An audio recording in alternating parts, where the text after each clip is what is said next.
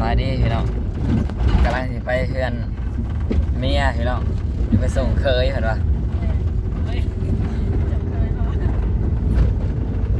อันนี้ไปส่งเคยเนาะไกลเติบเลยเพื่อนเจ้าสาวเพื่อนเมียเพิ่มเพื่อนเจ้าสาวนั่นแหละ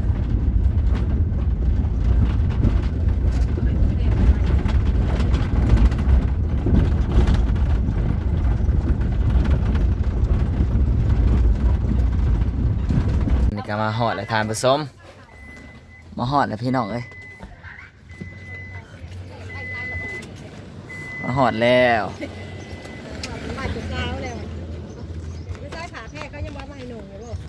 บันจะสาวเลยทานผสม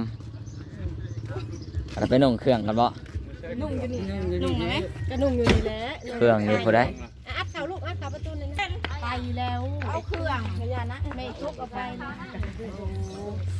บริยินแล้ว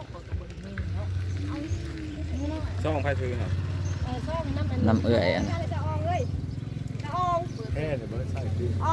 หยอดกล้วยหยอดอ้อยได้ทานผสมเลยใส่ได้เพียงบ่ายแล้ว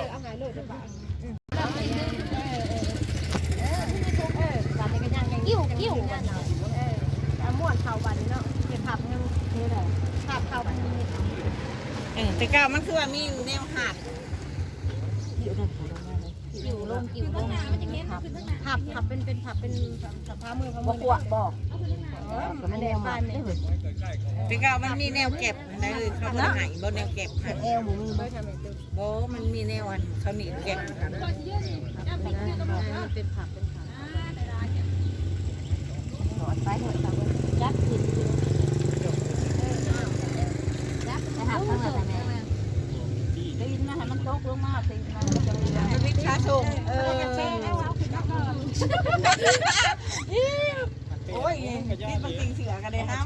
ยังบ่แล้วแล้วมันใหญ่บ่ใหญ่ดอกใหญ่ไม่ใช่แอลบ่ต้องเอาใส่แอลมานะมันเป็นยานแต่บัดมันนั่งแล้วมันเพ่งได้คำว่าใช่แอลคือนะเอาสั่งนี้ด้วยหนึ่งแอลย่านลงโลดบ่ต้องหมัดสูงย่านลงโลดเอามันวิชาชงใช่แล้วกินเองเพิ่งจับนี่ได้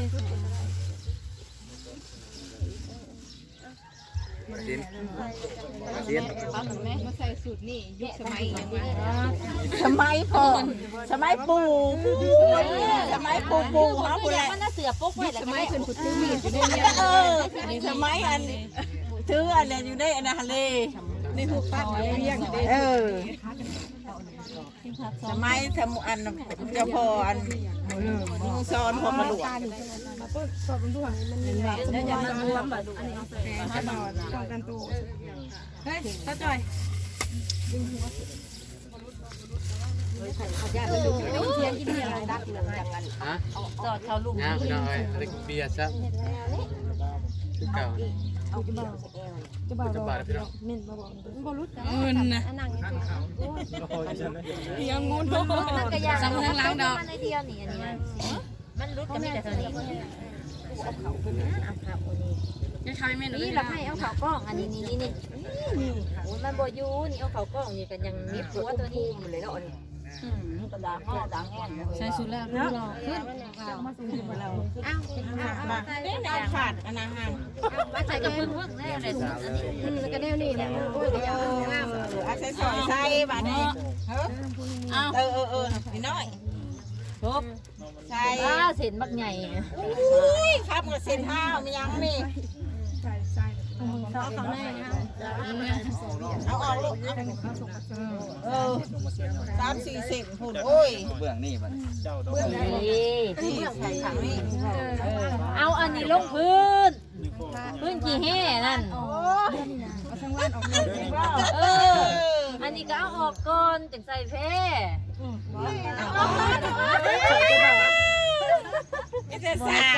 จับน้ำสะดอกแนวสู้ช่างวาดเอาเพจนั่นน่ะกันแนวนี้อะไรเอาตัวนี้ขึ้นเทิงมันใส่ทั้งที่ใดใส่ทั้งใดเอามันขับเบี่ยงบ้าโมเมนต์เฮ้ยเบี่ยงเอาใหม่เอา เบียงใช่ฮะ เบียงได้อันนี้เนี่ยโสดขี้เห่ได้อันนี้นะไอ้สิไปเอาขึ้นมาเพิ่มเบิกอยู่เทิงเนี่ยโสดกล้องขี้เห่นี่บ่โอ้ยมันก็บอกเฮ้ได้เลยจ้าจะบ่าวเป็นอะไรนะบ่าวเลยใส่ลองดิ มันยังไม่ได้กินข้าวเจียวในร้านเขาเอาที่เบียดตัวเองเอาดาวพัน เดี๋ยวลองแม่ ฮัลโหลเบียร์เลย ใส่ลายสินใส่สินเดียวงาม ใจโดนน้ำเอาดาบใจหาจอยเอาดาบก็จะเอาได้ดาบนะเพราะว่าจะมาหัวก่อน จะไปซักในแถวนี้ได้ดาบก็ได้ ซื้อในใดนี่ ลงมาแล้ว แน่นี่วะ ถ้าปิ้นหน้าปิ้นอันขึ้นเทิงพี่นี่โคตรนี่กันเนาะ การจ้องไม่ง่วงการจ้องง่วง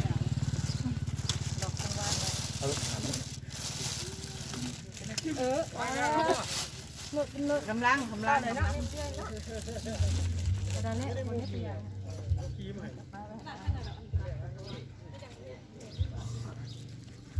วันนี้บ่จังหนา แล้วเลี้ยงเพ่งกับบ่มีไม่ยังกับบ่มีมันนี่สันตัวพวกมีก็ยานะเอากระเพาะดิบพอด งั้นเจ้าจะพอดจะพอดดีอ่ะ เอาแห่เคยมากระเพาะดิบพอดว่าโมนี่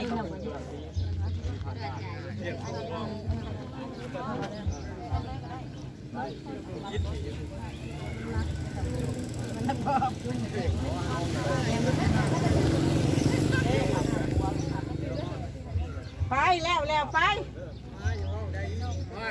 ถามหาลองอีกได้ถามหาลองบ่ใส่ดอกใส่กับยายจุดนั้นเขาโคตรตีนเจ้านะฮัมไปแล้วไปเอาหัดก็คือไม่จับพวกอันขี้เหล่าเคย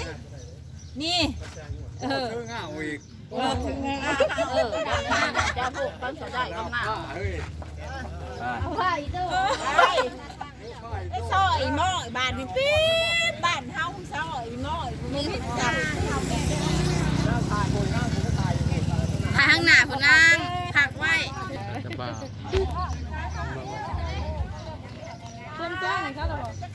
ช่องได้ เต้ากุ๊กแก่โฮเฮว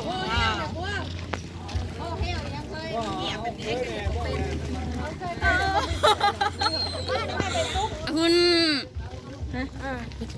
มือกล้อง มือกล้องข้างหน้าเพิ่นไป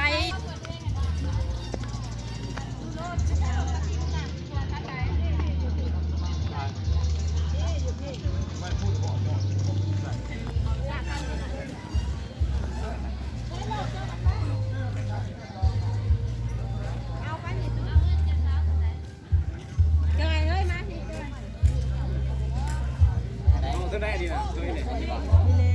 กูแล้วเขาหัว ตันตัวตันตังเขาเจ้าจะ ได้อันนี้ใจมอนคือซอสผมมอนเฮาผมเฮาใจมอนผมถ่ายรูปเนี่ยมอน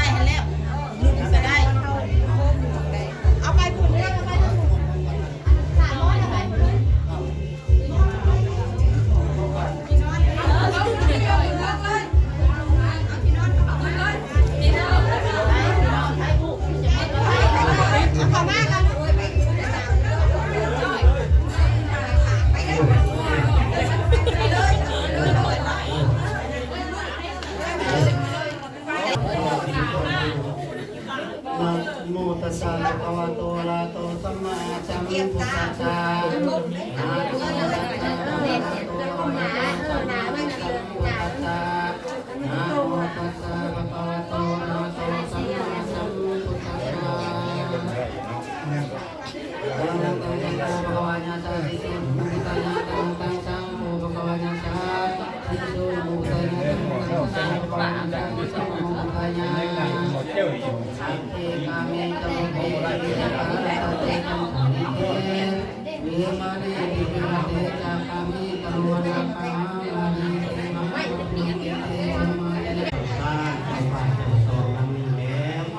มือนี้เป็นมือสันวันสองของยังมีแล้วได้ทำลายภาษีสู่ฝัน